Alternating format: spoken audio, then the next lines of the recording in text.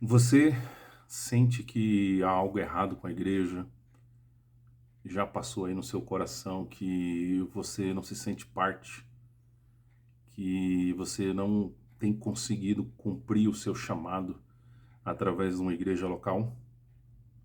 Então é sobre esse assunto que eu vou falar contigo hoje e trazer algumas reflexões.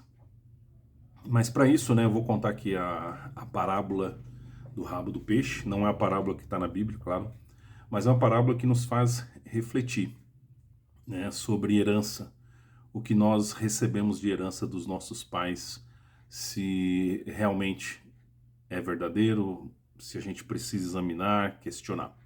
Então a história era o seguinte: uma mulher recém-casada, né, tinha chegado ali os dias da Páscoa, né, e ali ia fazer um peixe ali para o seu marido.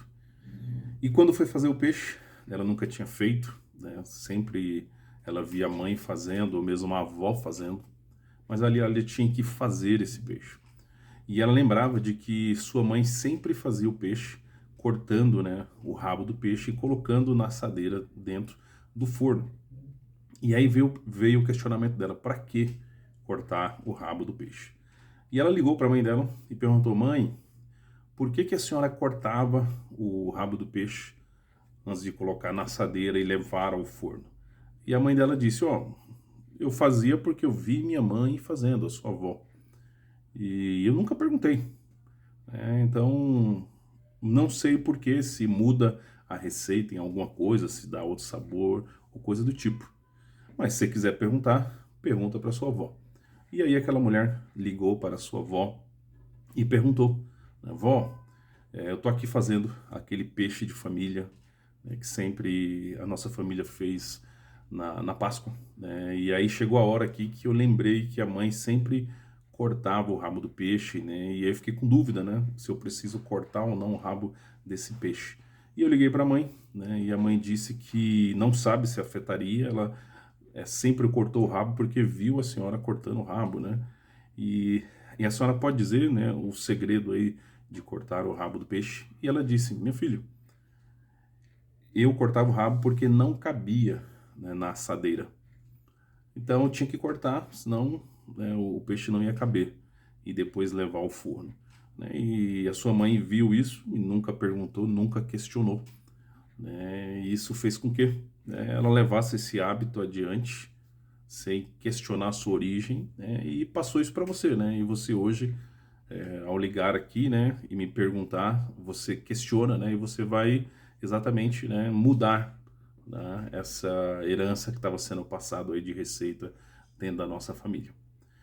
Moral da história, né, muitas vezes nós recebemos, como a mãe dela, né, uma herança, um hábito, uma doutrina, um costume, uma visão de ver o mundo, de ver a igreja, né, e nós apenas replicamos sem questionar, né, sem refletir, sem examinar nas escrituras. Eu não sei se você sabe, mas na Bíblia havia um povo, né, que é os Berianos, e ali você pode encontrar lá em Atos 17:11, que Paulo pregava para esse povo, e esse povo, ao chegar em casa, examinava nas escrituras para verificar se o que Paulo estava pregando era realmente correto. Então eles não estavam em rebelião, né, contra Paulo. Eles queriam apenas se proteger para que não entrassem em nenhuma heresia, nenhuma falsa doutrina, né? E Paulo os elogiava, né, como eles sendo mais nobres do que os demais, né? E é sobre isso, né, que nós devemos viver, né? Eu creio que está chegando um tempo, né, de que essa nova geração, né, você que é jovem, Deus tem usado e vai usar vocês, né, para uma nova reforma, para examinar, questionar, né, e remover aquilo que não veio da igreja de Atos, que foi herança sendo passada pelos séculos, que a igreja primitiva não tinha exatamente isto, né? Então, eu vou trazer aqui algumas perguntas, né, que talvez vai ficar aí uma pulga atrás da orelha sobre a igreja de Atos versus a igreja dos dias atuais, né? A primeira delas é: será que o nível de comunhão da igreja dos nossos dias era, né, o mesmo nível de comunhão que a igreja de Atos tinha? É, lá em Atos diz que eles viviam um nas casas dos outros, viviam em comunhão, tinham tudo em comum. E a igreja no modelo atual?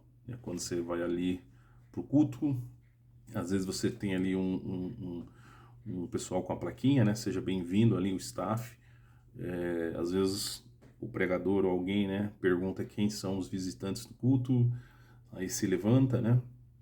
Às vezes canta-se até uma canção, né? Às vezes se recolhe os dados, né? Às vezes manda-se um e-mail ou um WhatsApp, né, na semana e espera que você volte, tá? E aí você vai, né, domingo a domingo, certo? Como sendo uma missa, né, uma igreja católica, e você não se envolve, não vive na semana a igreja primitiva, a igreja de Atos, né, e aquilo se torna o seu congregar. Será que a igreja atual está exatamente, né, de acordo com a igreja de Atos, onde eles eram uma família espiritual? Uma segunda pergunta, né? A unidade atual do corpo de Cristo, será que era a mesma unidade, no mesmo nível que havia na igreja de Atos? A unidade. Será que nós não estamos hoje divididos dentro de denominações? Outra coisa para refletir, né? Será que lá na igreja do primeiro século havia denominações, né? Batista, presbiteriana, Assembleia de Deus, né? Ou será que lá em Atos as igrejas eram apenas por cidade? Igreja em Jerusalém, em Antioquia, em Roma, daí que vem Romanos, em Éfeso, daí que vem a carta de Efésios. E por último, né? Será que a igreja primitiva, né, usava templo para se reunir, sendo que o templo ali no ano 70 e pouco foi destruído? Né? Será que a igreja priorizava tanto o templo, todas as reuniões no templo? É para se pensar. E talvez é por isso, e por outras coisas, né, que a gente vai trazer em outros vídeos aí, que a gente sente que alguma coisa está errada. Lá na época da Reforma, em 1500, homens e mulheres sentiram também que alguma coisa estava errada, que a igreja tinha se distanciado das raízes da igreja de Atos. E houve a necessidade de uma reforma. Os reformadores, a princípio, não queriam se separar, queriam reformar, como o nome diz. Mas não foi possível. E houve a expulsão deles. E eles tiveram que sair. E aí estamos citando Lutero, Calvino e assim sucessivamente. E nesses dias, como iremos fazer, né, uma reforma? Precisamos voltar à igreja de Atos para ver os resultados de Atos.